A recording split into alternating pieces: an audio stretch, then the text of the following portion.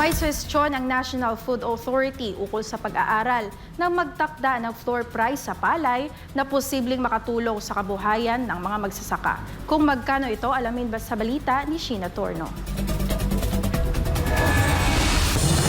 Wala pa rin inilalabas na opisyal na halaga ang Department of Agriculture kaugnay na nauna nitong plano na pagtatakda ng floor price sa palay. Ito'y kasunod ng mga reklamo mula sa lokal na mga magsasaka dahil sa patuloy na pagbagsak ng presyo ng ani na umaabot na lamang sa 11 pesos hanggang 14 pesos kada kilo. Ngunit kung ang National Food Authority ang tatanungin, posibleng ikonsiderang itakda sa 18 pesos ang floor price sa palay. Kasi ngayon ang computation namin 12 to 14 pesos per kilo ang production cost. So, tingin namin 4 to a max of 5 pesos per kilo net income.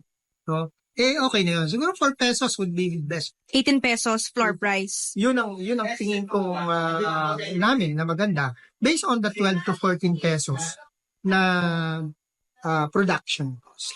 Ngunit hindi ibig sabihin na ito na agad ang ipatutupad. Kailangan pa rin itong isailalim sa masusing pag-aaral bago maisakatuparan. Ayon sa opisyal ng NFA, malaga munang matukoy ang tamang computation at legal na basihan para sa pagtatakda ng naturang floor price. Kasi ganito, no, ang pagsiset ng floor price, hindi yan pwedeng gawin na independent of the other factors. Like, gusto natin bumaba ang presyo ng bigas. Hindi natin pwedeng iset ang floor price ng napakataas.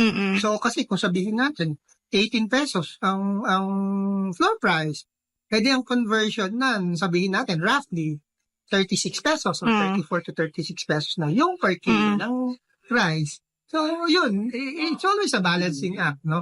Gusto natin kumita yung magsasaka, pero at the same time, ma-maintain din yung price ng bigas para naman sa mga consumer. Handa naman daw ang NFA na bumili ng palay mula sa mga magsasaka sa presyong mas mataas kaysa sa mga middleman o trader. Gayunman, may kaakibat ito mga posibleng positibo at negatibong epekto. Kung hindi raw ito may babalanse ng maayos, maaring maapektuhan ang kabuuang industriya. Well, ang good side niyan is we can ensure na hindi malulugi ang magsasaka.